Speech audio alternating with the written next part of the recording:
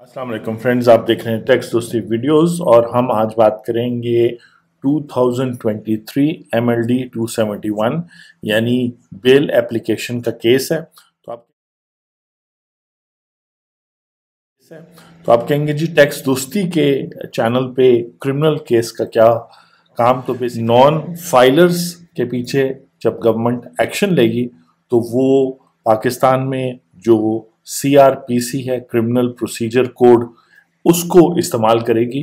तो warrant issue करना, गिरफ्तारी करना, प्रॉपर्टी को इम्पाउंड करना, वो सब उन रूल्स के मुताबिक होता है। इवन इनकम टैक्स लॉ में ये चीज़ें लिखी हैं और शायद रेलेवेंट हो। तो ये केस हम डिस्कस करेंगे जो इनिशियली तो टैक्स पेयर इस केस को कैसे यूज़ कर सकता है उस पर बात करेंगे और फिर थोड़ी देर बाद लॉयर्स कैसे यूज़ कर सकते हैं उसकी टेक्निकल एस्पेक्ट्स देखेंगे। तो केस की साइटेशन है 2023 ईयर इसका है केस का। मैगजीन का नाम जो है वो है मंथली लॉ डाइजेस्ट MLD और उसका पेज नंबर 271 पर जो है आपको ये केस मिलेगा। बलूचिस्तान हाई कोर्ट का केस है।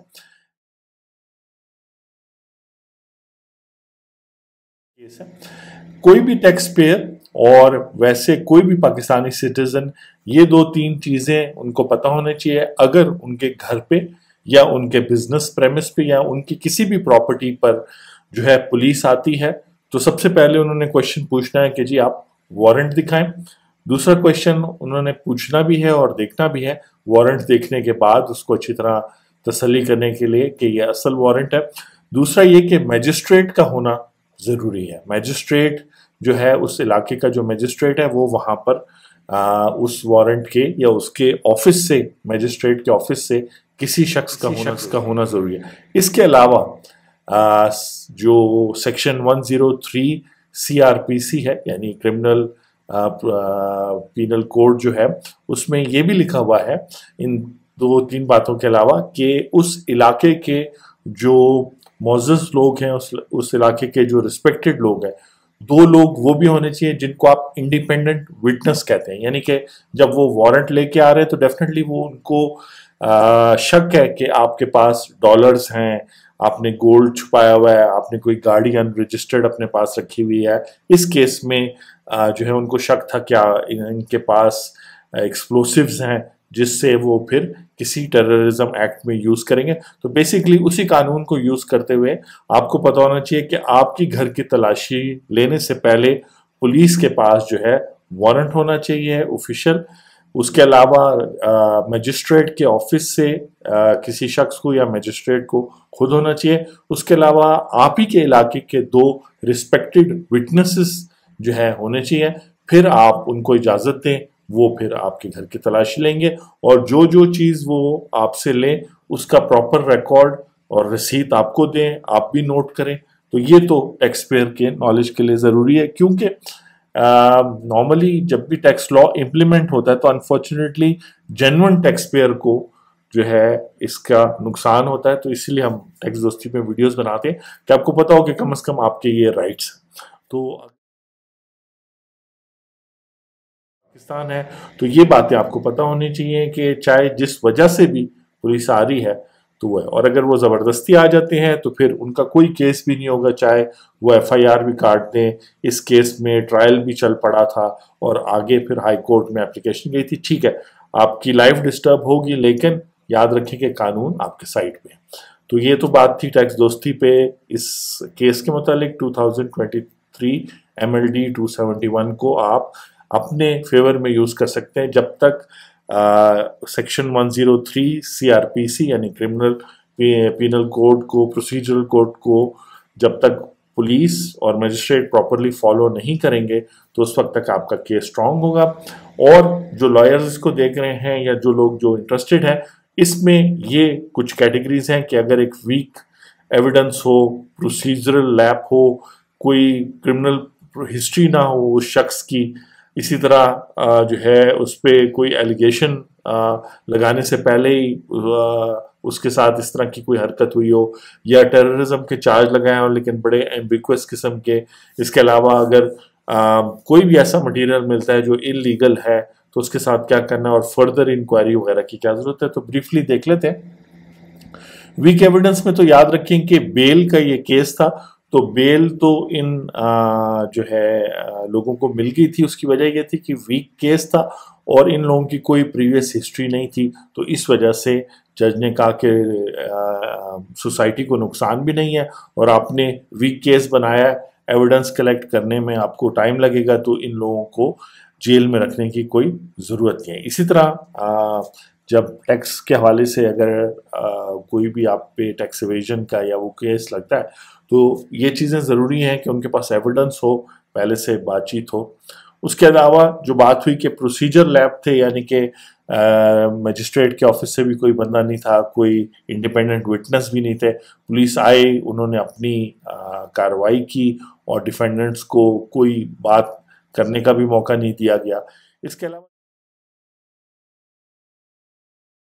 इसके अलावा ये जो डिफेंडेंट्स थे जिनकी बात हो रही थी, उनका कोई प्रीवियस प्रायर क्रिमिनल हिस्ट्री नहीं थी।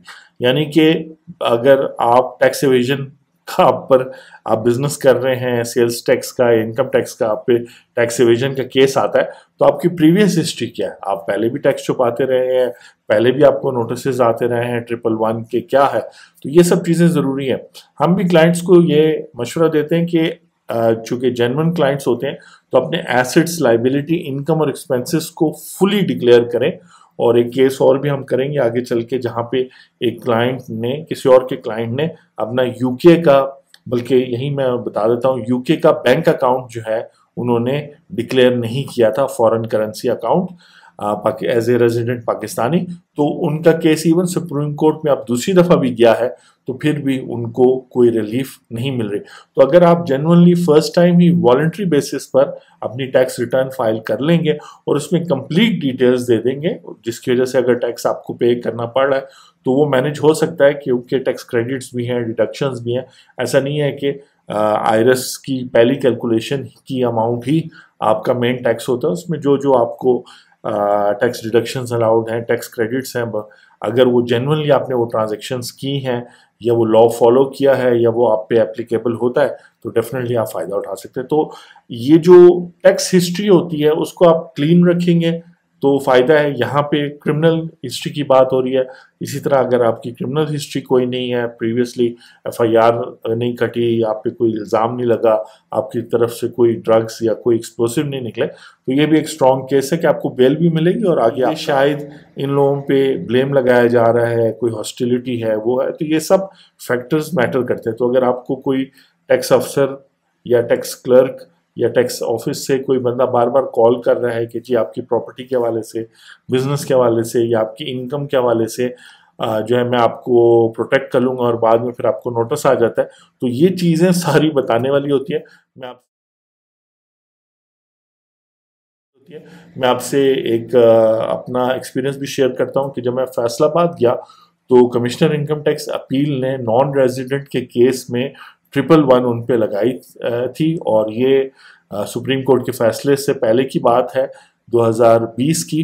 तो मैंने जब उनको कहा कि ये जो है टोटली गलत है, तो उन्होंने कहा कि जी आप मेरे ऑफिस से गेट आउट हो जाए, तो उन्होंने मुझे गेट आउट कर दिया।